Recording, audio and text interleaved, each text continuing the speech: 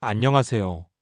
오늘은 대출 받으면서 가장 많이 듣게 되는 세 글자 DSR에 대해 알아보겠습니다. 주택을 구입할 때 또는 자금이 급해 대출을 알아보게 되면 생각보다 많은 분들이 DSR 때문에 안 나온다는 말을 듣고 막막해지는데요.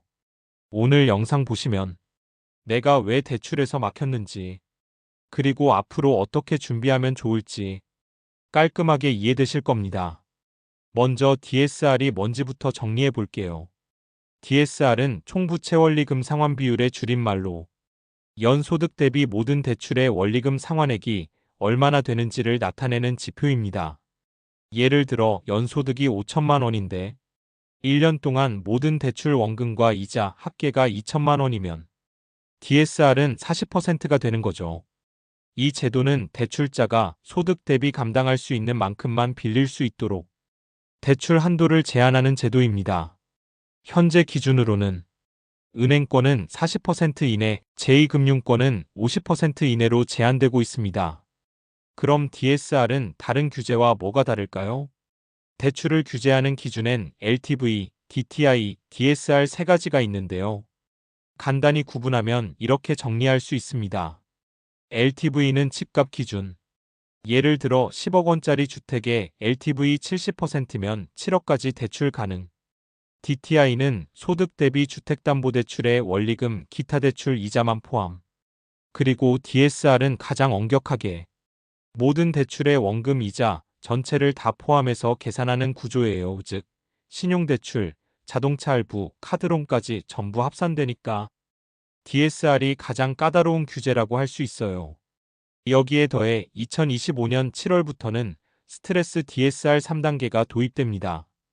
이게 뭐냐면 금리가 오를 가능성까지 감안해서 대출 한도를 더 보수적으로 계산하는 방식이에요. 예를 들어 실제 금리는 4.5%인데 계산할 땐 금리를 1.5% 더 얹어서 6%로 적용하는 방식이죠. 그러면 당연히 대출 가능 금액은 줄어들 수밖에 없겠죠? 예시를 들어보자면 연소득 1억 원인 사람이 기존 계산 방식으로는 약 6억 5천만 원까지 대출 가능했다면 스트레스 DSR 3단계가 적용되면 한도가 약 5억 5천까지 줄어드는 것, 무려 1억 이상 차이가 날 수 있다는 뜻입니다. 그렇다면 DSR 규제 모든 사람에게 똑같이 적용될까요? 그건 아닙니다. 무주택자이면서 소득이 일정 기준 이하인 경우 또는 정책 금융 상품을 이용할 경우는 DSR 적용이 완화되거나 아예 제외되기도 해요.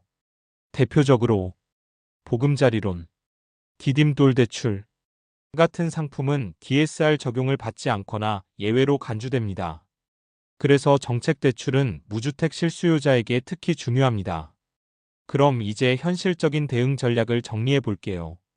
첫째, 2025년 7월 이전에 대출을 실행하는 것도 방법입니다. 스트레스 DSR 3단계 시행 전에 지금의 기준으로 진행하면 한도가 조금 더 넉넉할 수 있어요. 둘째, 고정금리 상품을 선택하는 것도 한 가지 방법입니다. 스트레스 DSR은 변동금리에 더 민감하게 반응하기 때문에 고정금리를 선택하면 대출 한도 감소폭이 줄어들 수 있어요. 셋째, 소득 증대나 기존 대출 원리금 상환도 방법입니다. 기존 대출을 줄이면 DSR 비율이 낮아지고 소득을 증명할 수 있는 자료를 확보하면 한도에 긍정적인 영향을 줄 수 있습니다.